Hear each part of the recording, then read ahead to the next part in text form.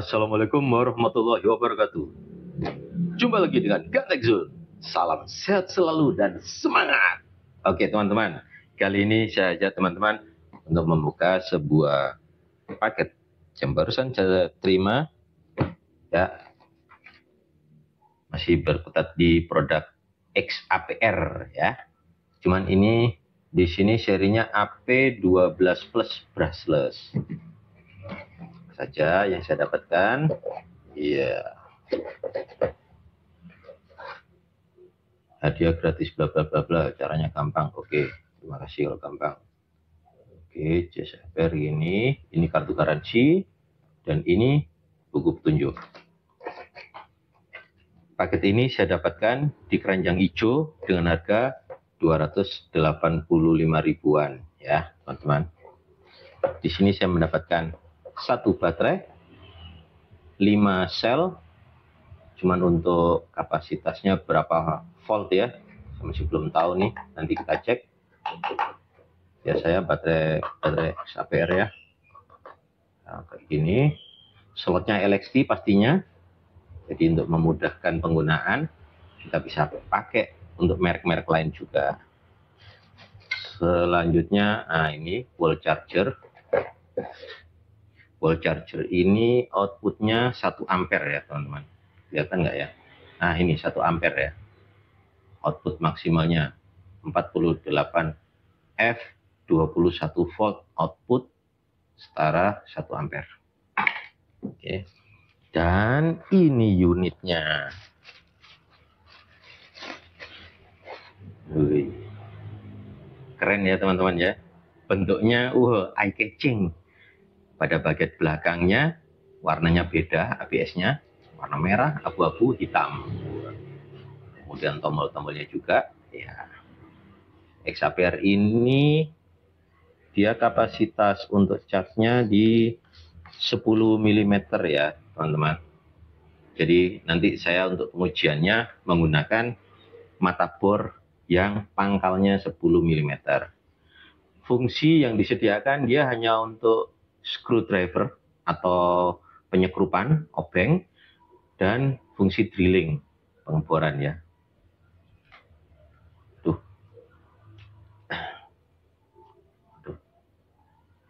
Maaf teman-teman, kok nyangkut ya. Oke lah, bentuk clutch-nya ini nyangkut ya, nggak bisa saya putar ya. Oke, nggak apa-apa. Pada bagian atas ada speed selector, dia di speed 1 dan speed 2. Oke. Kemudian arah putaran forward, reverse. Posisi di tengah mengunci ya, nggak bisa. Di bagian bawah clutch sudah terdapat lampu LED ya. Lampu LED ini beda dengan mode-mode XAPR lainnya karena di sini dia diberi frame, gitu ya. Cuman kendalanya ini kalau menurut saya pribadi ya, pada saat kita mengatur clutch, tangan ini akan nyentuh ya, menggeser ke bagian frame-nya lampu ini. Jadi biasanya agak aduh, kok nggak enak gitu ya di bagian jempol sini gitu. Tapi mungkin bagi sebagian teman-teman nggak masalah lah gitu. Secara build quality lumayan bagus ya.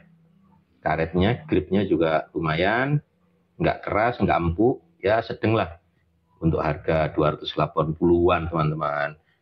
Masa kita harus menuntut lebih kayak yang harga jutaan, yang nggak gitulah ya. Oke.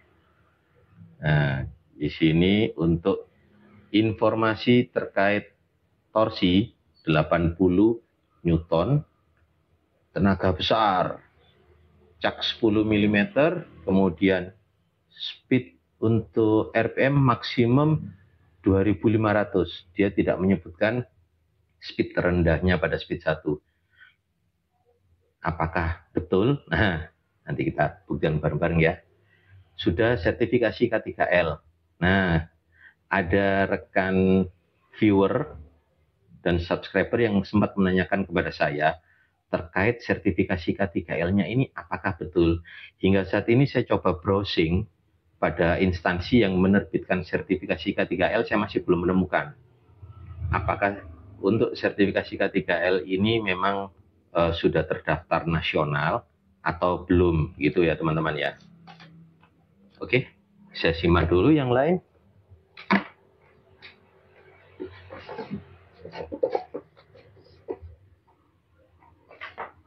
Ya, ya.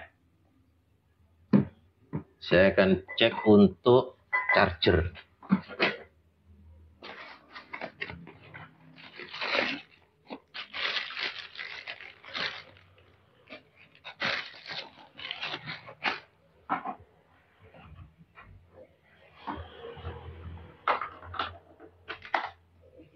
Oke.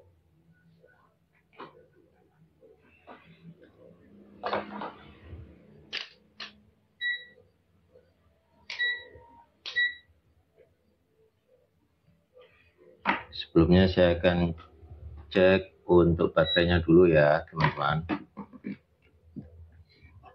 Dari baterai yang saya dapatkan pada paket pembelian, ini kapasitasnya berapa volt ya.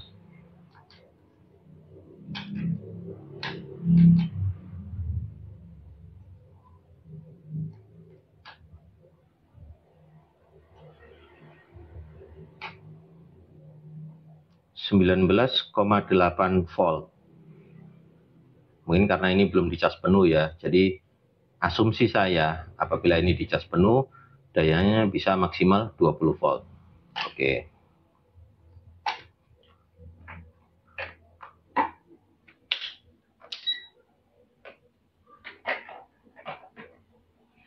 Kemudian untuk kinerja dari wall charger,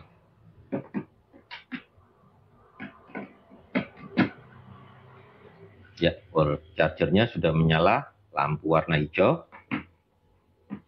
Sekarang saya colokkan.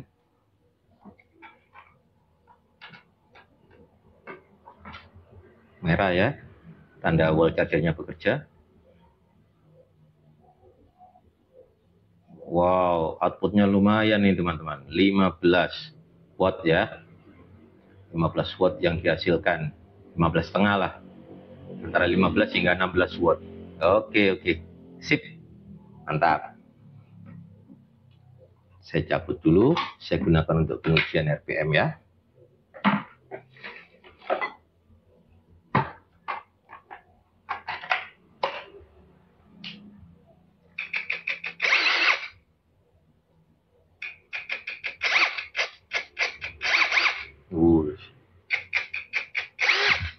Ya, lampunya masih ada delay ya, delay auto off-nya ya, jadi dia masih nyala terus sampai beberapa detik baru nanti dia mati sendiri.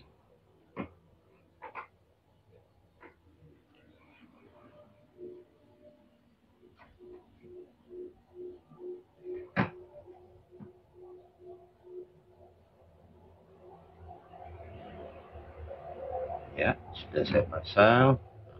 Saya awali pada speed 1 dulu ya.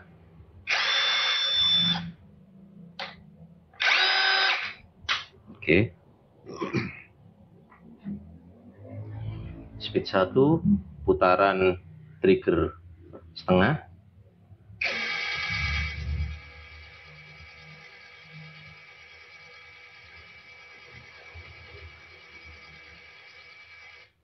(38,4). Wah. Kalau secara teori bila putarannya itu rendah di bawah 100, untuk fungsi penyekrupan itu enak teman-teman ya. Oke, sekarang speed 1 pada putaran trigger penuh.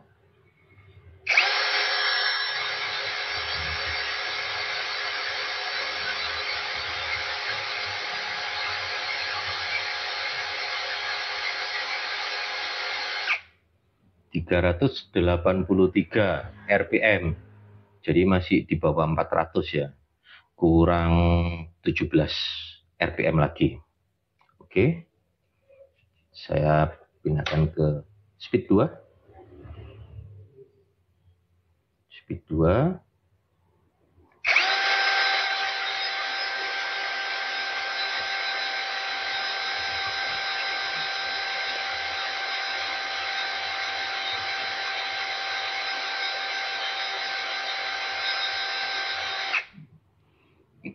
1217. Padahal di belakang sini janjinya 2500 teman-teman ya. Saya juga belum tahu pasti 2500 ini apakah penambahan maksimum speed 1 sama maksimum speed 2 atau bagaimana gitu loh. Soalnya jauh sekali. Selisihnya 1300 sendiri. Atau saya harus beli dua bor ini baru bisa mendapatkan speed RPM 2500. Ya, kadang-kadang bahasa iklan itu menggiurkan teman-teman. Menggelitik kita untuk membeli, walaupun kadang dia overspec ya dari barangnya yang dijual. Oke, ya. Sekarang saya akan timbang berapa berat mesin bor ini beserta baterai bawaan.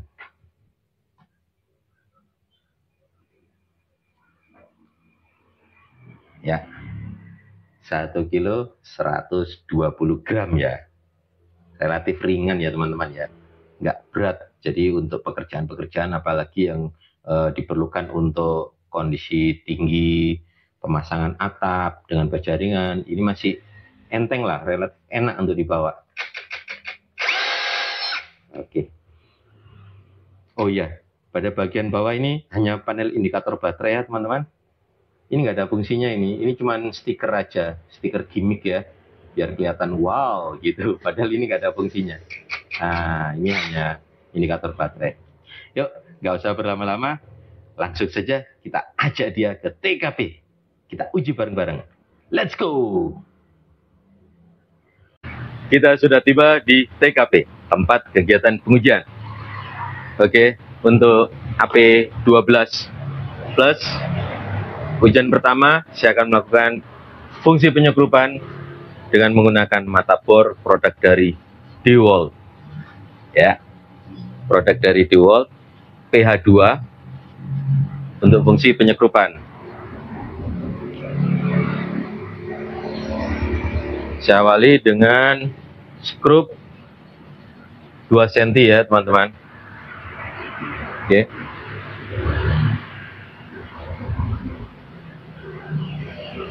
Speed 1 mode drilling karena saya belum berhasil untuk merubah ke fungsi torsi ya. Bismillahirrahmanirrahim.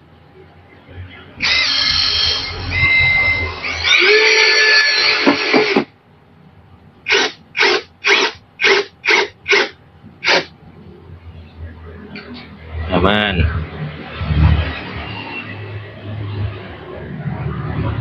Skrup 2. Bismillahirrahmanirrahim.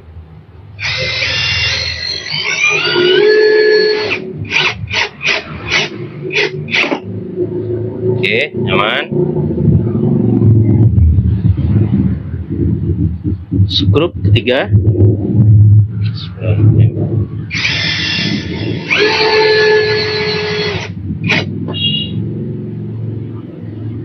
Nyaman. Sekarang saya akan menggunakan skrup dengan panjang 3 cm. Jadi di sini saya menggunakan skrup stainless ya, teman-teman. Bismillahirrahmanirrahim.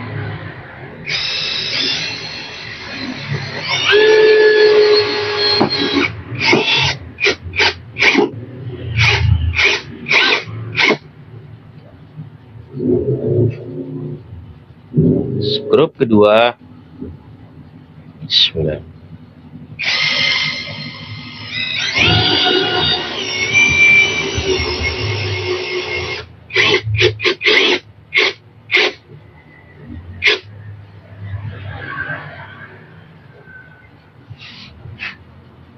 Aman ya. Oke. Skrup ketiga.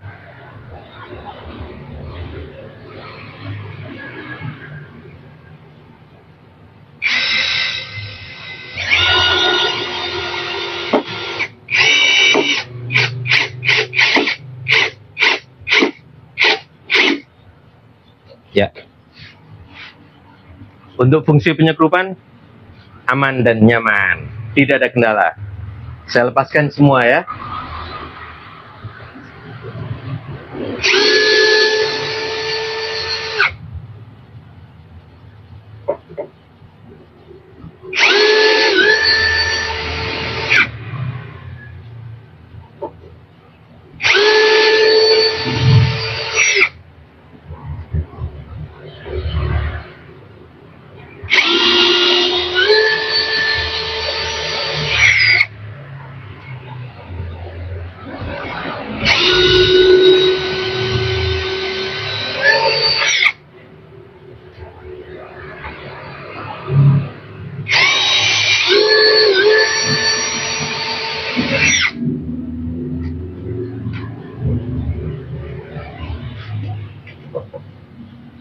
Oke.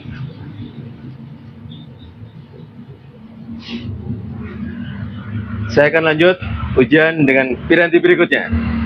Ujian selanjutnya saya menggunakan mata bor kayu Breadpoint, produk dari Bosch, ukuran 13 mm, tapi untuk pangkal mata bor tetap 10 mm. Oke.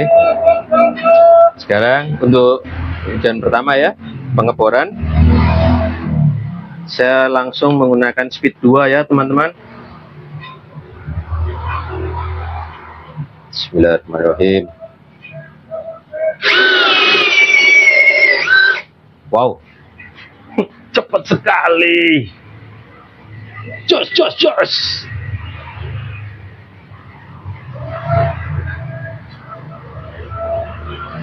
Oke, saya lepaskan. Aman tanpa kendala. Jos. Satu lubang lagi ya.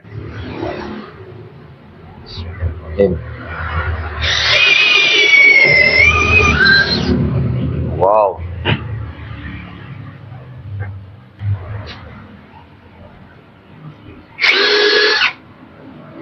Ya. Lancar jaya. Saya lanjut dengan ujian piranti berikutnya. Oke. Untuk ujian berikutnya saya menggunakan mata bor produk dari Haston. Speed bit ya, dengan ukuran 5/8 inci. Masih di media yang sama ya, kayu meranti bekas kusen. Bismillahirrahmanirrahim.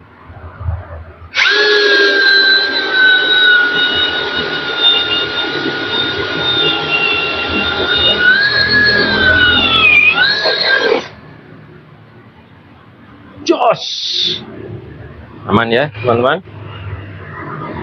ya.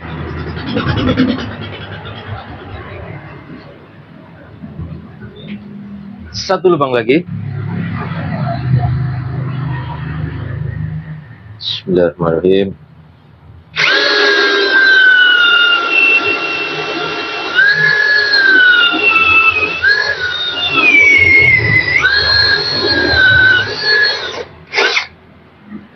Ya,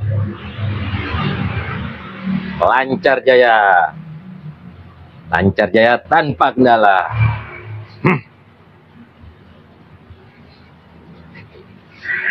Oke, saya ganti dengan piranti ujian berikutnya. Oke teman-teman, ujian selanjutnya saya gunakan mata bor self cut speed, produk dari Bosch, ukuran 25 mm. Untuk baterai, sejak ujian saya awali tadi sudah penuh ya, belum berkurang sama sekali.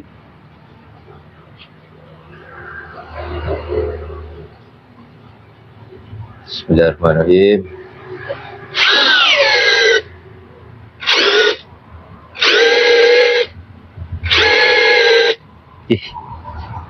Speed 2 dia pakai berhenti-berhenti.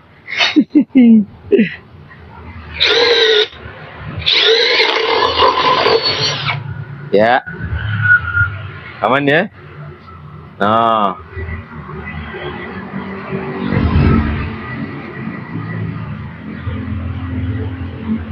oke. Jadi pada speed 2 ini, begitu beban sudah mulai terasa berat, mesin berhenti. Tapi saya tekan lagi masih bisa.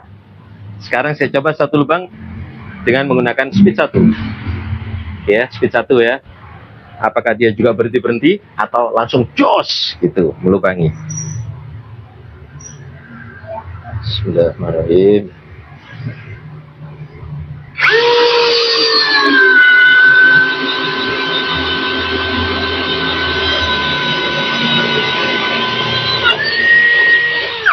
Ya. Oke, aman ya teman-teman. Jadi teman-teman, itulah perbedaan antara speed 1 dan speed 2. Speed 2 memberikan putaran per menit atau RPM yang tinggi, tapi secara torsi dia rendah. Sedangkan speed 1 putaran RPM-nya rendah, tapi torsinya yang diberikan besar. Jadi dia nggak ada berhenti-berhentinya, langsung aja cus sampai tembus. Saya lanjut dengan ujian piranti berikutnya. Masih berputar pada ujian pengeboran kayu. Untuk ujian selanjutnya saya menggunakan mata bor Forstner Bit, produk dari Ryu, ukuran 22 mm. Saya gunakan speed 2 ya. Ya, speed 2. Media kayu meranti. Ini papan ya, potongan papan teman-teman ya. Oke. Bismillahirrahmanirrahim.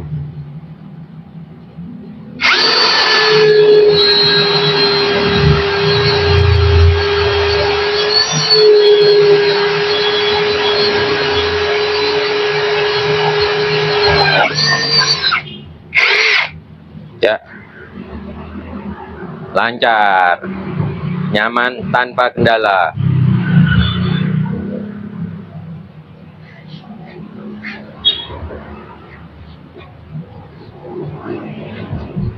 Saya coba satu lubang lagi ya. Bismillahirrahmanirrahim.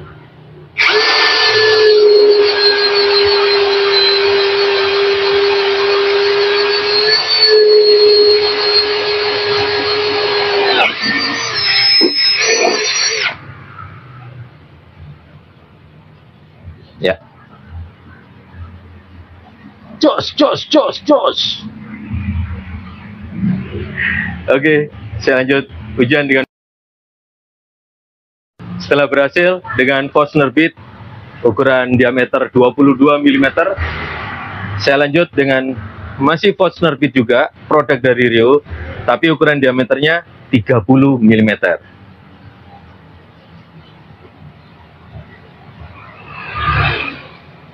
Bismillahirrahmanirrahim.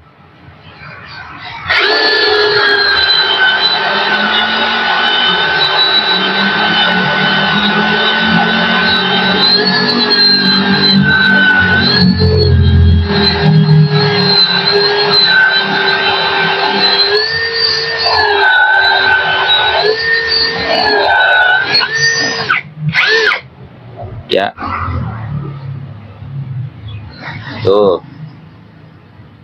Bang ya. Saya coba satu lubang lagi ya. Bismillahirrahmanirrahim.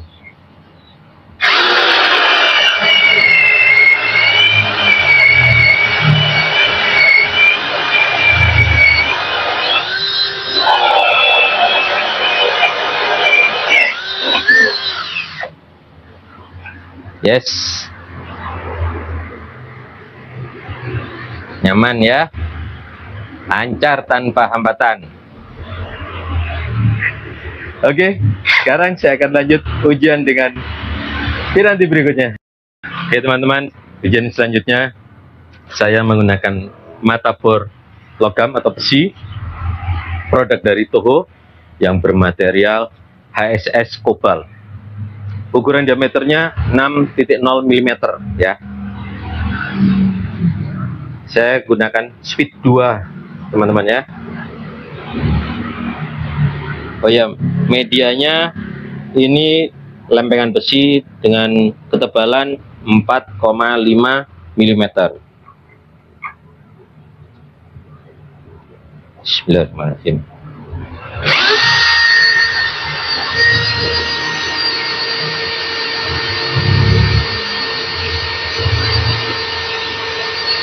Bentar ya, kurang keras ternyata teman-teman.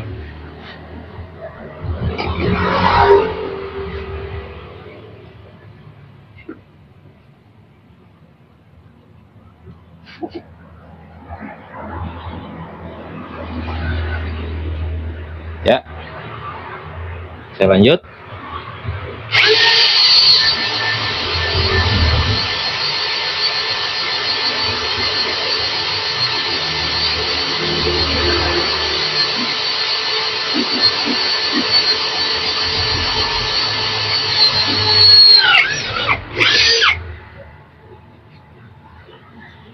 Lancar ya.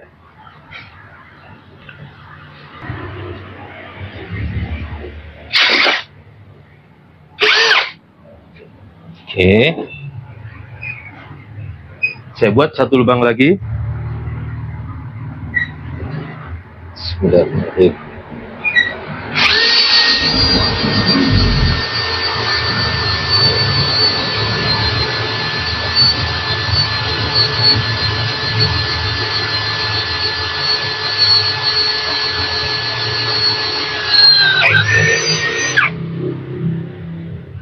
Ya, lancar jaya tanpa kendala. Sekarang saya akan uji untuk ketebalan besi yang lain.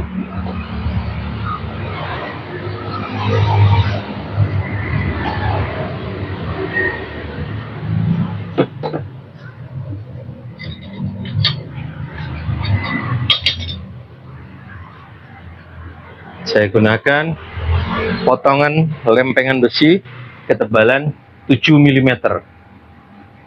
Oke, teman-teman ya.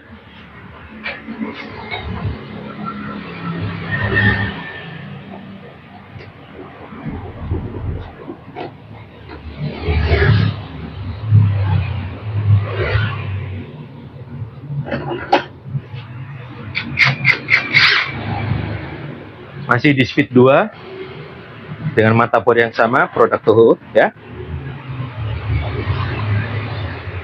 Bismillahirrahmanirrahim.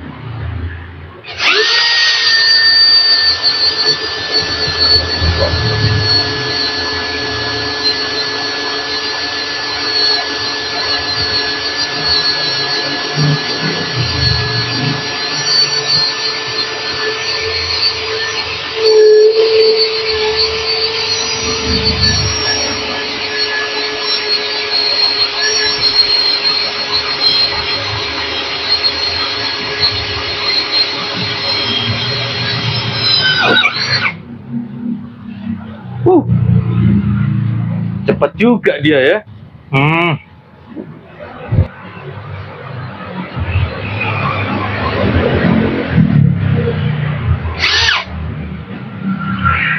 Oke teman-teman, demikian tadi ujian yang saya lakukan pada XAPR AP12 Plus.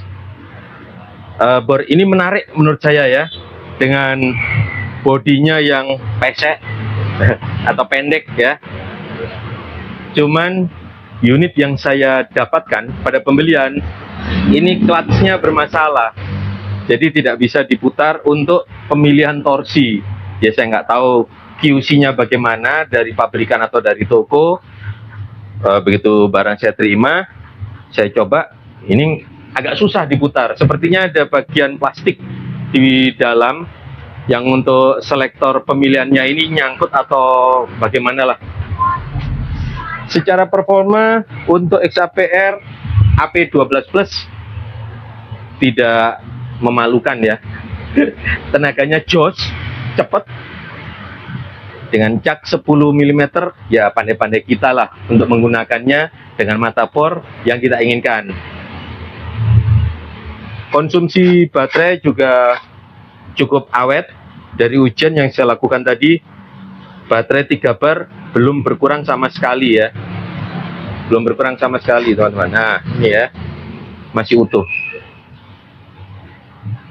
Semoga unit yang didapatkan teman-teman tidak seperti yang saya dapat. Jadi clutch-nya bisa diputar dengan enteng, kliki seperti itu. Dan menurut saya, secara pengalaman pribadi penggunaan bor ini worth it sih. Dengan harga 280-an ribu, kita sudah mendapatkan bor yang powerful. Untuk power baterai, kita bisa menggunakan baterai produk lain karena dia menggunakan slot LXT. Nah, seperti itu. Atau apabila tidak, kita bisa menggunakan adapter. Kita pasangkan dengan baterai dari produk-produk yang premium seperti DeWalt atau Milwaukee. Ya, semoga video ini menambah wawasan teman-teman semua. Sebelum menentukan untuk memilih, meminang power tool mana yang akan dibeli, jangan lupa sesuaikan dengan kebutuhan dan budget ya. Terima kasih sudah menemani saya. Jangan lupa untuk tap atau klik like, subscribe, komen, dan share agar channel ini bisa berkembang. Sampai jumpa pada video-video pengujian berikutnya. Wassalamualaikum warahmatullahi wabarakatuh. Salam Gadget Zone.